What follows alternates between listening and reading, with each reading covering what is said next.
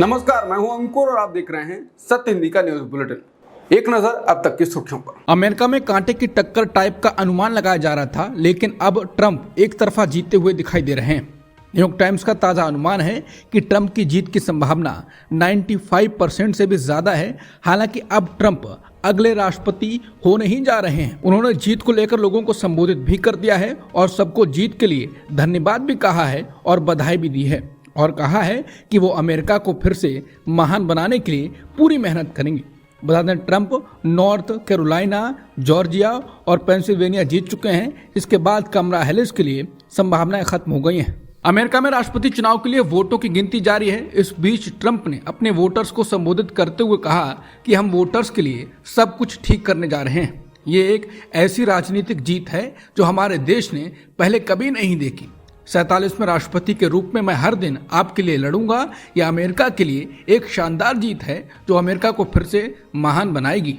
अमेरिकी राष्ट्रपति चुनाव में डोनाल्ड ट्रंप की वो जीत हो गई है। अमेरिकी मीडिया हाउस फॉक्स न्यूज ने ऐलान किया है कि इस चुनाव में ट्रंप जीत गए हैं। फॉक्स न्यूज का अनुमान है कि ट्रंप ने उपराष्ट्रपति कमला हैरिस को हरा दिया है। अमेरिकी राष्ट्रपति चुनाव के नतीजों के बाद कमला हैरिस ने अपना आज होने वाला संबोधन कैंसिल कर दिया है, रद्द कर दिया है। कमला हैरिस के कार्यालय के बाहर बड़ी तादाद में उनके समर्थक जुटे थे, लेकिन उनके चुनावी अभियान से जुड़े एक वरिष्ठ सदस्य ने यह बताया है कि हैरिस आज अपना संबोधन देने नहीं जाएंगी। कमला हैरिस के दफ्तर के बाहर पहले जोश से भरे कार्यकर्ताओं में अब वो उत्साह नहीं दिखा। ट्रंप अब अमेरिकी राष्ट्रपति चुनाव जीत गए हैं, जिसके बाद लोग कह रहे हैं कि अब रूस और यूक्रेन की जंग 24 घंटे में ही खत्म होगी क्या। बता दें, ट्रंप ने कहा था कि अगर मैं चुनाव जीत गया तो रूस और यूक्रेन की जंग को 24 घंटे में बंद करा दूंगा। चीन हिमालय की सीमा पर भूटान के पास नए गांव बसा रहा है। यहां पर तिब्बत शैली के बनाए गए घर नजर आ रहे हैं। CNN की एक रिपोर्ट के मुताबिक डेमलॉग गांव को औपचारिक रूप से पिछले साल मार्च में 70 परिवारों के समुदाय के साथ स्थापित किया गया था। ये गांव चीन का इलाका है, लेकिन ये उन चीनी बस्तियों में से एक है जो भूटान के आधिकारिक मानचित्रों में दिखाई गई सीमा के भीतर भी आता है।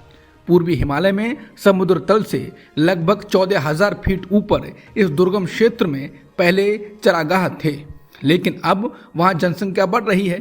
चीनी सरकार तिब्बत के उस पार से सैकड़ों लोगों को वहां बसने के लिए प्रोत्साहित कर रही है। चीन का ये क्षेत्र भूटान की सीमा से लगता है।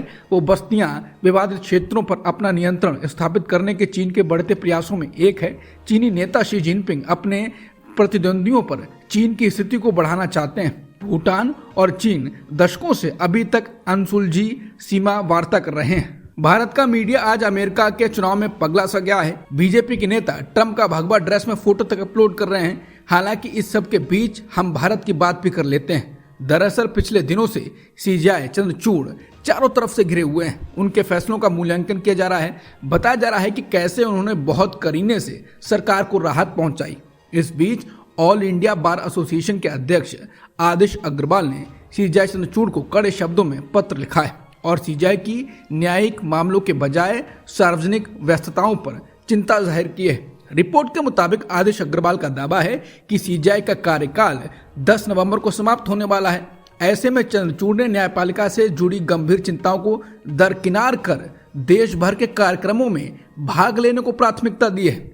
उन्होंने कहा कि सार्वजनिक दिखावे के चक्कर में CGI अपनी न्यायपालिका से जुड़ी जिम्मेदारियों की अनदेखी कर रहे हैं। इसके अलावा काफी मुद्दों पर उनकी आलोचना की है। ये भी कहा है कि आप संवेदनहीन हैं और केवल आत्मप्रचार ही आपका मकसद है। महाराष्ट्र विधानसभा चुनाव के लिए मतदान में अब 2 हफ्ते ही बचे हैं। नामांकन के बाद सभी दल अपने अधिकृत उम्मीदवारों के खिलाफ बागी रूप दिखाने वालों पर कड़ी कार्रवाई की है। सत्तारूढ़ बीजेपी ने बुधवार को बगावत करने वाले 40 नेताओं पर सख्त कदम उठाते हुए उन्हें दल से बाहर कर दिया। पार्टी ने यह कार्रवाई 37 सीटों पर उम्मीदवारों के खिलाफ चुनाव लड़ने वाले बाकियों के खिलाफ की है। इस निष्कासन के पीछे पार्टी का उद्देश्य अनुशासन बनाए रखना और चुनावों में बगावत की प्रवृत्ति को रोकना है। बीजेपी ने इस फैसले से अन्य नेताओं को स्पष्ट संदेश दिया है कि अनुशासनहीनता बर्दाश्त नहीं की जाएगी। जम्मू कश्मीर विधानसभा सत्र के तीसरे दिन अनुच्छेद 370 की बहाली का प्रस्ताव पास किया गया।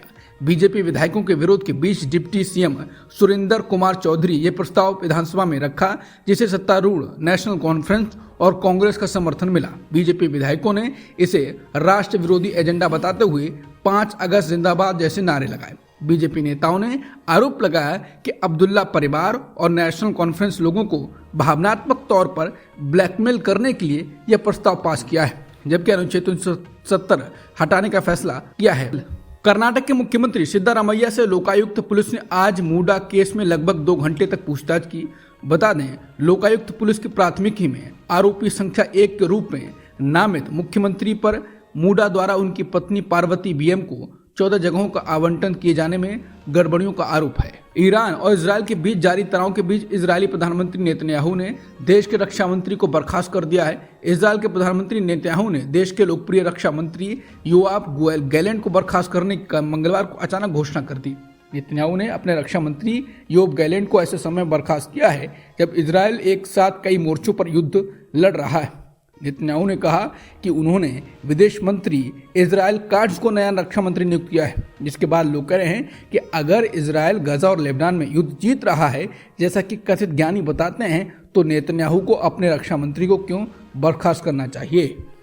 अब तक की सुर्खियों में इतना ही। बाकी खबरों के लिए बने रहिए सत्यहिंदी.com के साथ।